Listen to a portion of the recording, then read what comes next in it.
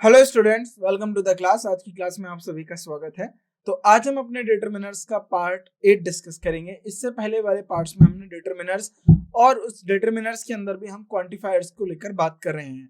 Quantifiers क्या होते हैं? जो हमारे नाउन के साथ बताते हैं उसकी अमाउंट को, उसके नंबर को, राइट। तो लास्ट क्लास में हमने सम और एनी को लेकर डिस्कस किया था। सम किन के साथ किस तरीके के सेंटेंस में आता है, यानी पॉजिटिव अफर्मेटिव सेंटेंसेस के साथ किस तरीके से अगर हम ऑफर की बात करेंगे तो सम आएगा।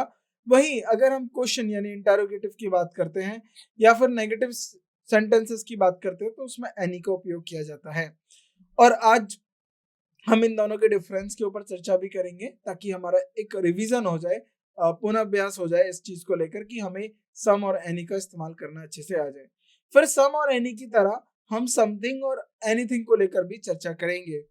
फिर उसके बाद हम एक नया जो हमारा नया क्वांटिफायर है या हम ये कहें हमारा जो नया डिटरमिनर है ईच को लेकर चर्चा करेंगे। ईच का मतलब क्या होता है, उसको किस तरीके से सेंटेंस के अंदर इस्तेमाल किया जाता है और उसको लेकर क्या इंग्लिश के रूल्स है, जिन बातों को हमें ध्यान में रखना है।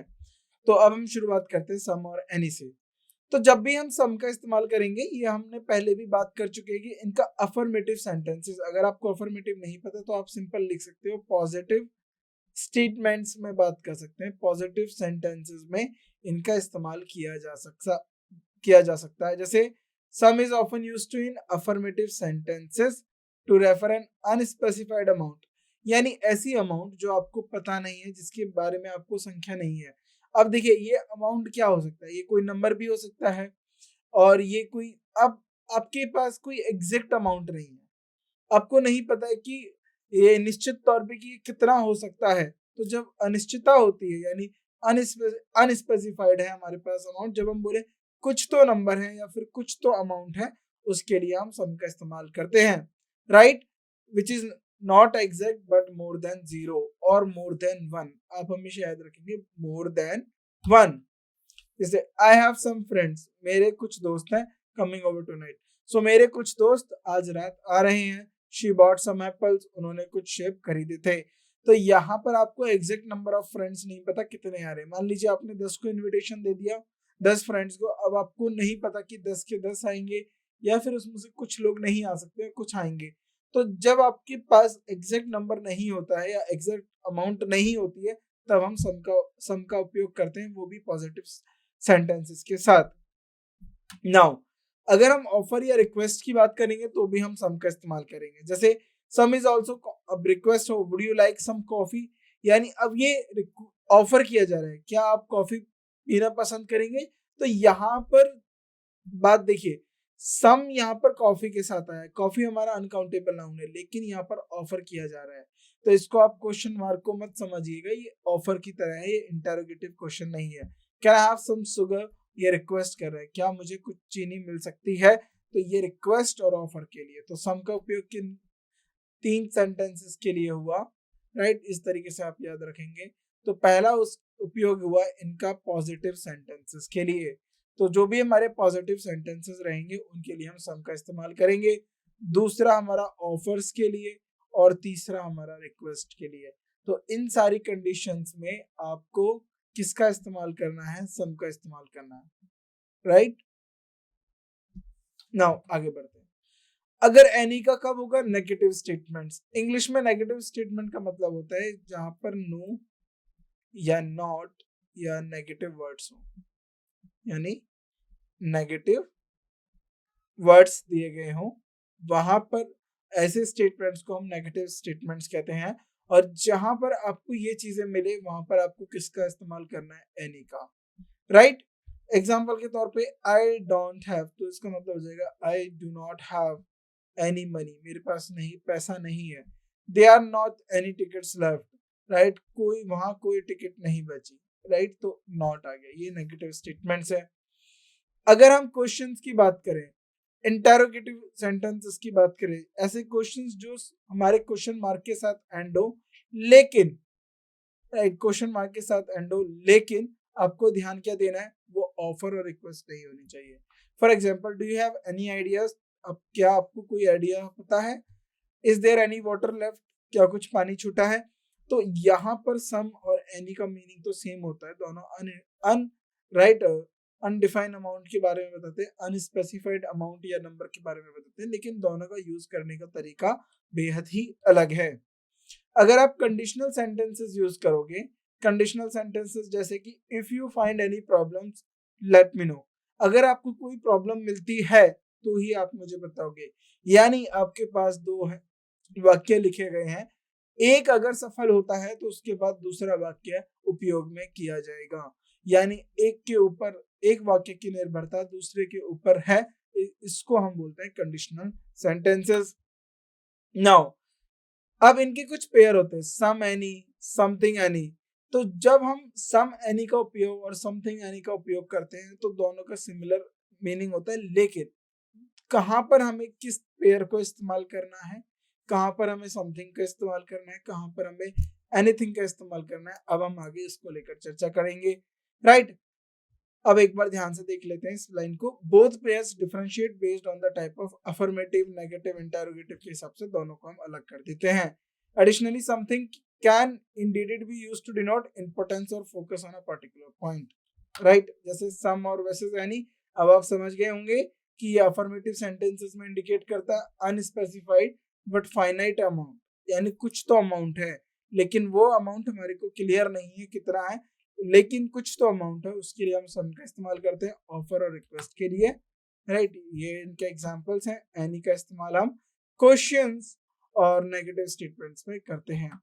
राइट, तो अब हमने सम और एनी को काफी डिटेल में कवर कर लिया। अगर आप अब इसके बाद हम इसके ऊपर क्वेश्चंस प्रैक्टिस करेंगे और वहां पर उनके उपयोग को देखेंगे, कहां पर सम और एनी का किस तरीके से इस्तेमाल किया जाता है।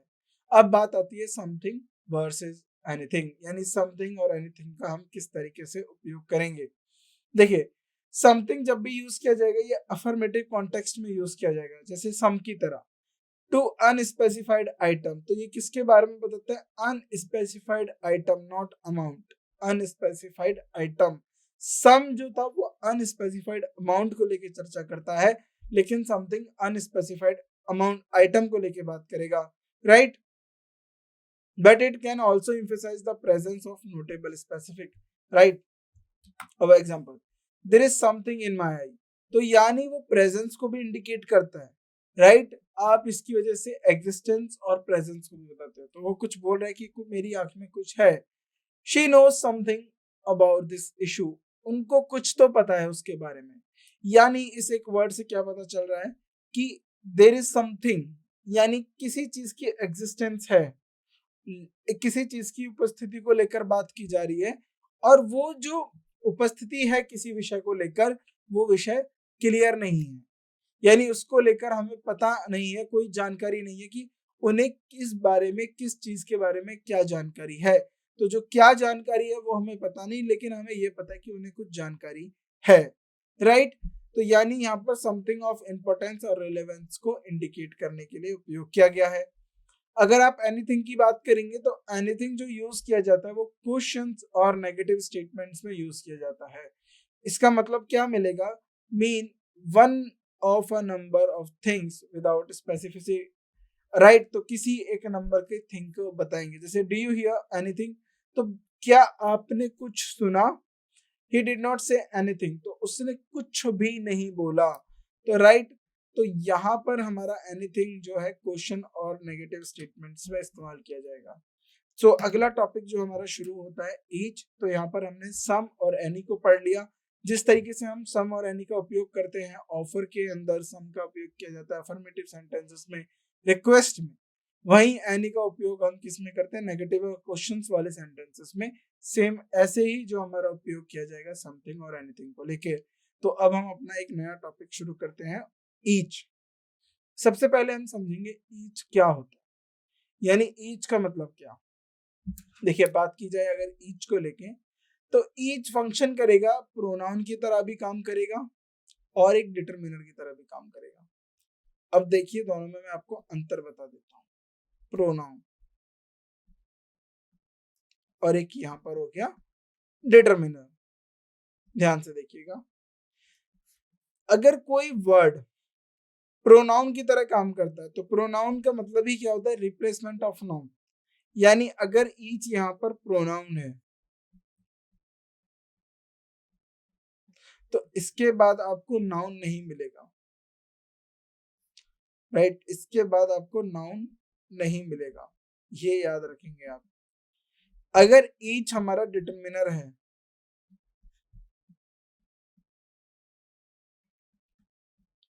तो इसके बाद आपको क्या मिलेगा, नाउन।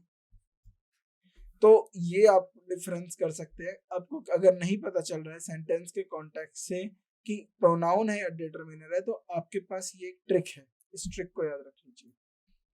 क्योंकि हम ये मान के चलते हैं प्रोनाउन का यूज किस लिए होता है, प्रोनाउन को हम नाउन के रिप्लेसमेंट के लिए लेके आते हैं।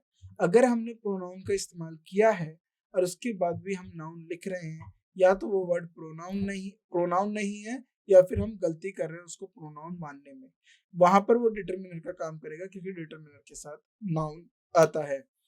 अगर ईच को हम एज अ डिटरमिनर काम बात करें, या फिर ईच के साथ हम एज अ डिटरमिनर काम करें, तो क्या होगा, यानी each as a determiner.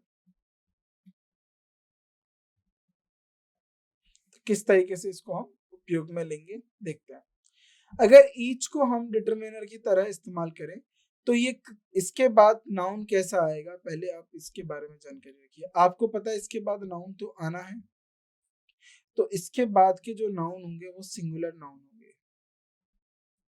Singular, इसका मतलब किसकी बात हो रही है, काउंटेबल नाउन की, यानी it comes before a singular noun. तो ईच जब भी बात होगा वो सिंगुलर नाउन से पहले आएगा। हाईलाइट दिस लाइन और काइंडली नोट, इस लाइन को लिख लीजिए, ये बहुत इंपॉर्टेंट लाइन है। और इसका मतलब क्या होता है, एवरीवन ऑफ टू और मोर पीपल और थिंग्स। तो ये हर एक के लिए आएगा, दो या दो से ज्यादा लोगों के लिए, राइट। और हर एक को क्या क्या करेगा, सेपरेटली बात करेगा, हर एक के साथ इंडिविजुअली बात करेगा, राइट। आगे बढ़ते हैं। जैसे each student must complete the assignment. अब मैं एक क्लास की बात करता हूँ, उस क्लास में 50 स्टूडेंट्स हैं, तो एक सेंटेंस लिखा, ईच स्टूडेंट्स मस्ट, यही लिख दिया, और आपने यहाँ पर स्टूडेंट की जगह स्टूडेंट्स लिख दिया, तो क्या गलती होगी। ध्यान देने की बात यह है, जब भी आप ईच का उपयोग करते हो दो या दो से अधिक लोगों के लिए या वस्तु के लिए, तो उससे क्या होता है कि आप हर एक को इंडिविजुअली बोल रहे हो। कि यहाँ पर बोला गया कि प्रत्येक छात्र, हर एक छात्र अपना असाइनमेंट करेंगे, राइट, या करेगा। तो इसका मतलब ये है कि हम हर एक इंडिविजुअल को एड्रेस कर रहे हैं पूरे ग्रुप के अंदर। तो जब पूरे ग्रुप के अंदर हर एक इंडिविजुअल को एड्रेस किया जाएगा, तो इसीलिए उसके साथ सिंगुलर नाउन का इस्तेमाल किया जाएगा।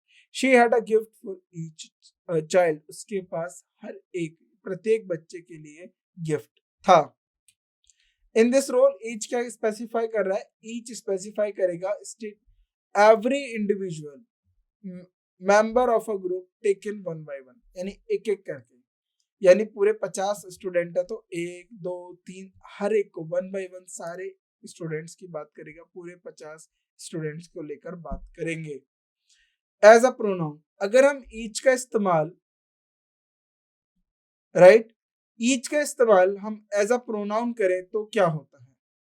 देखिए पहली बात, अगर हमने इसको डिटरमिनर के तौर पे इस्तेमाल करा, तो हमने देखा डिटरमिनर के बाद अगर ईच हम यूज कर रहे हैं एज अ डिटरमिनर, तो हमने क्या यूज करा, सिंगुलर नाउन का इस्तेमाल किया। लेकिन अगर हम प्रोनाउन की बात करें तो ये अकेले रहेगा, इसके साथ कोई भी नाउन नहीं होगा, क्योंकि ये नाउन की जगह पे इस्तेमाल हुआ है। तो वही हमारी पहली लाइन बताती है, when each is used as a pronoun it stands alone। अगर each को हम प्रोनाउन की तरह इस्तेमाल करते हैं तो यह अकेला रहेगा, and replaces a noun, और नाउन को जो है बदलेगा, यानी नाउन की बदली करेगा, अगर नाउन की जगह पर खुद आएगा। यूजुअली फॉलोइंग अ वर्ब और प्रीपोजिशन। तो नाउन कहां पर आता है, अब आपको ये बात बतानी है। देखिए प्रोनाउन की बात करी जा रही है, और नाउन जो होता है हमारा एक सब्जेक्ट और ऑब्जेक्ट का काम करता है। तो सब्जेक्ट और ऑब्जेक्ट किसके होते हैं, पहले हम इसकी बात कर लेते हैं। ऑब्जेक्ट वर्ब का होगा या प्रीपोजिशन का होगा।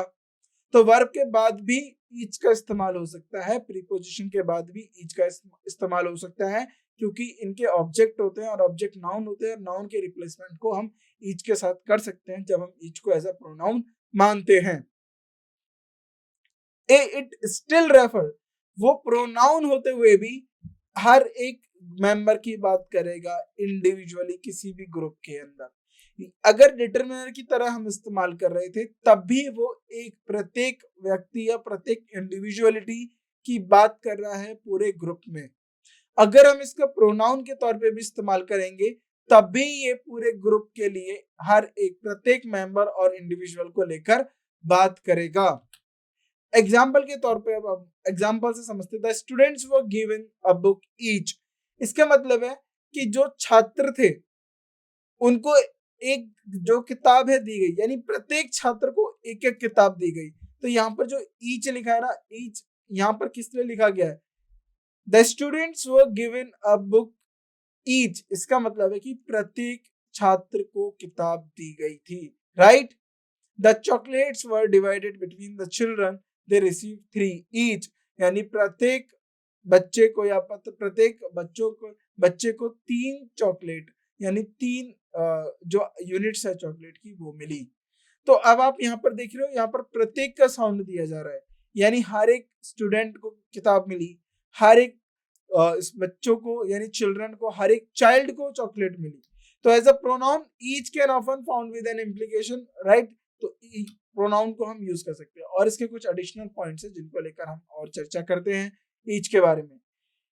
Each always refer to individuals, तो हमने अभी बात करी कि ईच हमेशा इंडिविजुअल को रेफर करेगा पूरे ग्रुप के अंदर, याद रखिएगा। ईच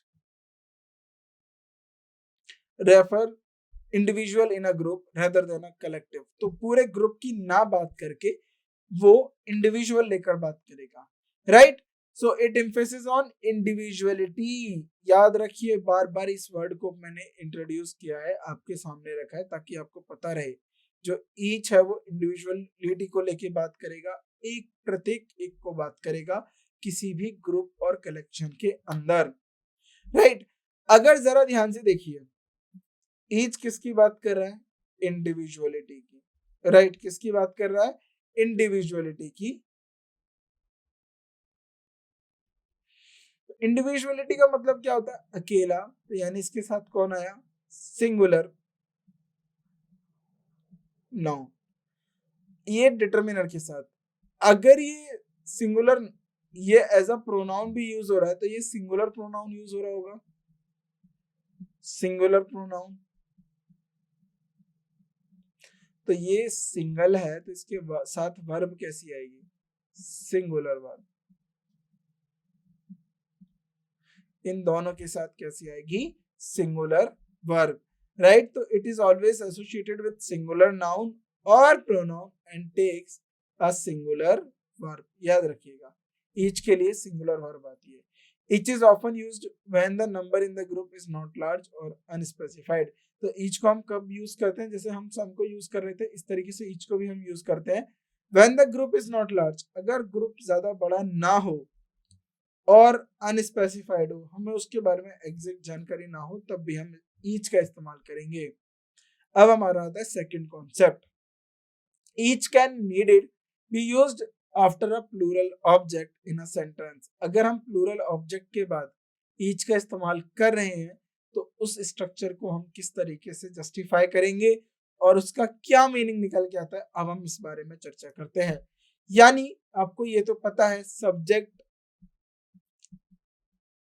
सब्जेक्ट होता है, देन उसकी वर्ब होता है, सब्जेक्ट वर्ब, फिर बात कर रहा हूं मैं यहाँ पर प्लूरल ऑब्जेक्ट की, प्लूरल ऑब्जेक्ट की, और उसके बाद आता है हमारा ईच, राइट, ईच। अब हमें इसमें चर्चा करनी है कि यहाँ पर क्या गलती है और किस तरीके से। It is not the final word in the sentence. अब देखिए क्या बात की जा रही है कि हम जो सेंटेंस है ईच से खत्म कर रहे हैं, ईच से एंड कर रहे हैं, तो इसको लेकर तो ये जो कंस्ट्रक्शन किया हमने, जो ये स्ट्रक्चर बनाया, each refer back to subjects और objects previously mentioned in phase. देखिए ईच किसको रेफर करेगा, सब्जेक्ट को और ऑब्जेक्ट को जो पहले ही मेंशन किए गए हैं, और अगेन इंडिविजुअलिटी की बात करेगा पूरे ग्रुप में। एग्जांपल के साथ हम इसको समझेंगे। अब प्लूरल ऑब्जेक्ट के बाद हमने यूज करा है the students received certificates. Students received what certificates, तो हर एक स्टूडेंट ने सर्टिफिकेट्स मिले। Each proud of their achievement. अब जरा ध्यान से देखिए, each proud of their achievement, each यहां पर मैंने सब्जेक्ट बना दिया, और ये किसकी बात कर रहा है, देखिए यहां पर ये जो पिछले सब्जेक्ट और ऑब्जेक्ट्स जो उसको पिछले मेंशन किए गए हैं, ये उन्हीं को रेफर कर रहा है कि स्टूडेंट्स को सर्टिफिकेट्स मिले, प्रत्येक छात्र उस पे गर्वान्वित महसूस कर रहा था, यानी अचीवमेंट पे गर्वान्वित महसूस कर रहा था, उन्हें प्राउड था अपनी अचीवमेंट को लेकर, right, proud of their achievement. तो जरा ध्यान से देखिए यहाँ पर ईच किसकी बात कर रहा है, इस स्टूडेंट की बात कर रहा है, ये पूरे छात्राओं की बात कर रहा है, लेकिन इंडिविजुअलिटी को लेकर, प्रत्येक छात्र को लेकर बात कर रहा है। ये आपको अच्छे से समझ में आ गया होगा कि यहाँ पर दोबारा समझ लीजिए, स्टूडेंट्स को सर्टिफिकेट्स मिले, प्रत्येक छात्र गौरव अपने अचीवमेंट्स पर, अपनी उपलब्धियों पर गौरवान्वित महसूस कर रहे हैं, प्राउड ऑफ देयर अचीवमेंट्स। तो प्रत्येक छात्र अपने अचीवमेंट्स या फिर अपनी उपलब्धियों पर गौरवान्वित महसूस कर रहे हैं। तो ये प्रत्येक छात्र को बता रहा है ईच, क्योंकि यहाँ पर ईच का मतलब सर्टिफिकेट नहीं होगा, सर्टिफिकेट प्राउड नहीं करेगा अपने अचीवमेंट पे, स्टूडेंट्स प्राउड करेंगे, right. They had 5 different desserts, उनके पास, डेजर्ट्स का मतलब है मिठाइयां, उनके पास 5 तरीके की मिठाइयां थी। ईच मोर डिलीशियस देन लास्ट, प्रत्येक मिठाई पिछले से ज्यादा अच्छी थी। तो यहाँ पर ईच जो आया है ना, ये डेजर्ट के लिए आया। यहाँ पर ईच सब्जेक्ट को रेफर कर रहा है, यहाँ पर ईच जो है किसको रेफर कर रहा है, ऑब्जेक्ट को। लेकिन बात किसकी हो रही है ईच से, हर एक इंडिविजुअलिटी की। यहाँ पर ईच अपने स्टूडेंट्स को इंडिविजुअलिटी को लेकर बात कर रहा था, यहाँ पर ईच डेजर्ट्स को लेकर बात कर रहा है। आगे बढ़ते, the company give the employees bonus, company ने क्या करा, अपने एम्प्लॉयज को, अपने जो भी उसके साथ कर्मी थे, राइट, उन सबको बोनसेस के बारे में बात करी। Each reflecting their individual performance, प्रत्येक एम्प्लॉय ने अपनी जो परफॉर्मेंस है वो दी। तो यानी यहाँ पर बोनसेस की बात नहीं हो रही है, यहाँ पर एम्प्लॉयज की बात हो रही है, राइट, क्योंकि गिव जो होता है ना, ये डाई ट्रांजिटिव वर्ब होती है। तो अब इसके साथ 2 ऑब्जेक्ट होते हैं, द एम्प्लॉयज जो है हमारा इनडायरेक्ट ऑब्जेक्ट है, और बोनस क्या है, हमारा डायरेक्ट ऑब्जेक्ट है। कंपनी ने क्या दिया, बोनस दिया, किसको दिया, एम्प्लॉयज को दिया, right. Why each isn't the final word, तो पूछा गया है कि इज को हम फाइनल वर्ड के तौर पे क्यों नहीं रख सकते। तो अब हम इस कॉन्टेक्स्ट को लेके बात करते हैं। अगर हम इन दिस कंस्ट्रक्शन जो अभी हमने बात करी है, अगर हम ईच को फाइनल वर्ड के साथ रखें तो क्या होगा, each is used to start a new clause और phrase that adds information about every single person or thing mentioned in the plural object that is followed by additionally। तो सवाल मेरा था यहाँ पर कि मैंने यहाँ पर ईच को लेके सेंटेंस का क्यों नहीं समापन किया। तो जवाब में क्या आया कि अगर हम इस तरीके की कंस्ट्रक्शंस करते हैं, यानी सब्जेक्ट फिर उसके बाद वर्ब और प्लूरल ऑब्जेक्ट के बाद ईच, तो जब हम ईच यूज करेंगे तो ईच हमारे को एडिशनल इंफॉर्मेशन और अधिक जानकारी देगा, प्रत्येक व्यक्ति को लेकर या फिर प्रत्येक वस्तु को लेकर जो प्लूरल ऑब्जेक्ट में मेंशन है, या फिर वो और सब्जेक्ट को लेकर भी बात कर सकता है। तो ये हमें एडिशनल जानकारी देता है। When used as the last word, अगर हम इस each को लास्ट वर्ड के तौर पे इस्तेमाल करें तो क्या होगा, ये कॉमन नहीं है, इसको हम काफी रेयर तरीके से करते हैं जब हम each का लास्ट वर्ड की में यूज करते हैं। लेकिन क्या होता है, जब भी each को आप एंड में यूज करोगे तो ये इनफॉर्मल और स्पोकन कॉन्टेक्स्ट में चला जाएगा। They were given a book each, the kids got 3 candies each। तो ये हमारा क्या चला गया, इनफॉर्मल और स्पोकन में चला गया। तो यहाँ पर भी इंडिविजुअल मेंबर की बात करी गई है कि प्रत्येक को किताब मिली और प्रत्येक को कैंडीज मिली, हर एक को 3-3 कैंडीज मिली। एग्जैक्टली यहाँ पर जो बात करी गई है इंडिविजुअलिटी को लेकर भी बात की गई है। नाउ अब आता है हमारा third rule. The use of each in relation to the subject of a sentence often involve clarifying or emphasizing individual member within a group, typically reflecting on every single separately। अब ध्यान से देखिए, जब भी आप each का in relation to the subject के relation यानी किसी भी सेंटेंस के सब्जेक्ट को लेकर अगर आप each का इस्तेमाल करते हो या उससे रिलेट करते हो तो वो क्लैरिफाई करेगा और एम्फेसाइज करेगा इंडिविजुअल मेंबर्स को ग्रुप के अंदर और ऑन एवरी सिंगल सेपरेटली, और हर एक से अकेले यानी सेपरेटली एक एक करके डील करेगा। अब सब्जेक्ट वर्ब एग्रीमेंट का मतलब क्या होता है? सब्जेक्ट के अकॉर्डिंग वर्ब आती है, उसको हम बोलते हैं सब्जेक्ट वर्ब एग्रीमेंट। अब यहाँ पर देखते हैं, when each is the subject, अगर ईच को आप सब्जेक्ट बना रहे हो और the part of the subject phrase, और पूरे सब्जेक्ट फ्रेज का पार्ट है, तो इसके साथ एक सिंगुलर वर्ब आएगी, जैसे कि ईच ऑफ द प्लेयर्स। अब ये ऑफ जो है ना प्रीपोजिशन आ गया है, और ये जो प्लेयर्स है ये प्रीपोजिशन का ऑब्जेक्ट है, तो प्लेयर हमारे यहाँ पर सब्जेक्ट नहीं है, ईच हमारा सब्जेक्ट है। ईच ऑफ द प्लेयर्स, अब यानी जो प्लेयर्स रहे हैं उसमें से हर एक, प्रत्येक प्लेयर्स को लेकर ये चर्चा कर रहा है, तो हर एक प्लेयर रिस्पॉन्सिबल है अपनी खुद की ट्रेनिंग के लिए, responsible for their own training, right. तो अब जरा ध्यान से देखिए, each of the players is responsible for their नहीं होगा हिज ओन ट्रेनिंग, यानी हर एक खिलाड़ी रिस्पॉन्सिबल रहेगा, जिम्मेदार रहेगा अपनी खुद की ट्रेनिंग के लिए, right. Referring back to the subject, अगर हम सब्जेक्ट के ऊपर बात करें, each can be use later in the sentence. वो देखो, ईच को हम सेंटेंस के बाद भी रख सकते हैं, वो दोबारा सब्जेक्ट को रेफर करेगा, और दोबारा अगर सब्जेक्ट को रेफर करता है तो वो उसकी इंडिविजुअलिटी को लेकर बात करेगा। जैसे the students completed their exams each feeling a sense of relief award. तो स्टूडेंट्स के जो एग्जाम थे, स्टूडेंट्स के एग्जाम समाप्त हो गए, हर एक कैसा महसूस कर रहा है? रिलीफ, आरामदेह महसूस कर रहा है। तो यहाँ पर ईच अगेन स्टूडेंट को ही तो रेफर कर रहा है। ये अभी देखिए हमने इसमें बात करी थी, यहाँ पर एक और सेंटेंस था हमारे पास, वो शायद छूट गया है पीछे, देखते हैं। लेकिन अभी हमने यहाँ बात की थी उसमें ईच को लेकर कि each student, yes this one, the student received certificates, तो स्टूडेंट्स को सर्टिफिकेट मिले, लेकिन ईच देखिए दोबारा रेफर बैक कर रहा है किसको? सब्जेक्ट को, कि कौन प्राउड कर रहा है अपनी अचीवमेंट पे? स्टूडेंट्स प्राउड कर रहा है। ईच दोबारा रेफर कर रहा है अपने सब्जेक्ट को। सेम यहाँ पर भी ईच दोबारा रेफर कर रहा है अपने सब्जेक्ट को, कि each feeling a sense of relief afterward, यानी उसके बाद हर कोई रिलीफ महसूस कर रहा था। तो हर एक या प्रत्येक कोई, तो हर एक और प्रत्येक कौन है? स्टूडेंट्स है, राइट। सो ईच यहाँ पर किसको रेफर कर रहा है? बैक स्टूडेंट्स को, वहां पर भी स्टूडेंट्स को बात कर रहे थे। पोजीशन इन अ सेंटेंस, तो ईच की क्या पोजीशन रहेगी सेंटेंस के अंदर? When used after the subject, each often being subordinate clause that provide additional information about the individual in the subject group। अगर हम each को subject के बाद रखते हैं तो each हमें subordinate clause देगा, यानी दोबारा एक subject और verb लेके आएगा जो हमें एडिशनल जानकारी या और अधिक जानकारी दी जाएगी हर एक प्रत्येक ग्रुप, यानी पूरे ग्रुप में से प्रत्येक इंडिविजुअल को लेके, प्रत्येक मेंबर को लेके और जानकारी दी जाएगी। जैसे the team members, now see ये पूरा एक सब्जेक्ट है, इसको मैं बोलता हूं सब्जेक्ट फ्रेज।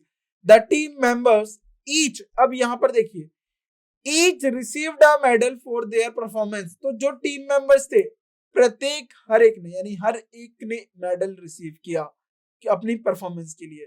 तो यहाँ पर ईच क्या हाईलाइट कर रहा है? ईच हर एक सिंगल मेंबर को हाईलाइट कर रहा है जिनको मेडल मिले हैं, राइट, यानी हर एक सिंगल जो मेंबर है उनको मेडल मिले हैं।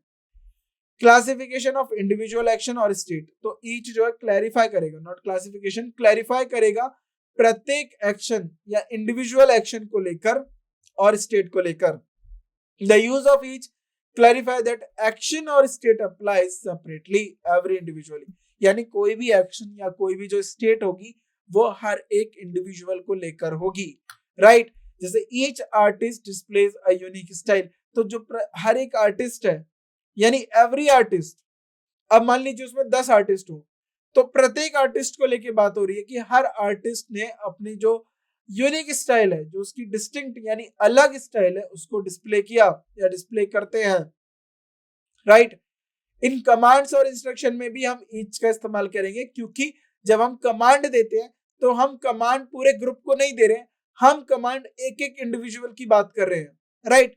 इंस्ट्रक्शन, अब मान लीजिए 50 लोग एग्जाम देने आए, तो इंस्ट्रक्शन पूरे 50 को कैसे दोगे, हर एक को इंडिविजुअल मान के, यू आर द लायबल। तो जो भी पढ़ेगा उसको लगेगा ये इंस्ट्रक्शंस डायरेक्ट उसको दिए जा रहे हैं, तो यहाँ पर भी हम ईच का इस्तेमाल करेंगे। Line up and each take a number, तो लाइन अप हो जाइए और हर एक नंबर उठाइए। This means that every person in the group should be individually take a number. तो प्रत्येक जो ग्रुप के अंदर प्रत्येक इंडिविजुअल है, तो जो खुद है, जो अकेले प्रत्येक व्यक्ति खुद से नंबर लेगा, राइट। तो इस तरीके से हमारा ईच का इस्तेमाल किया जाता है, यानी हम इंडिविजुअलिटी को लेकर बात करते हैं, और ईच हमारा प्रोनाउन और डिटरमिनर को लेकर, जो प्रोनाउन भी यूज होता है, डिटरमिनर भी यूज होता है, दोनों केसेस में वो इंडिविजुअलिटी को लेकर बात करेगा। लेकिन डिटरमिनर जब आएगा तो उसके साथ एक नाउन देखने के लिए मिलेगा, लेकिन अगर आपका प्रोनाउन आता है तो उसके साथ नाउन नहीं होगा, और ईच के साथ सिंगुलर वर्ब आती है, इस बारे में भी आप याद रखेंगे। तो बाकी के जो आगे के टॉपिक्स हैं हम अपनी नेक्स्ट क्लास में पढ़ते हैं। आज की क्लास में हम ईच के साथ इस टॉपिक को यहीं समाप्त करते हैं। Thank you so much.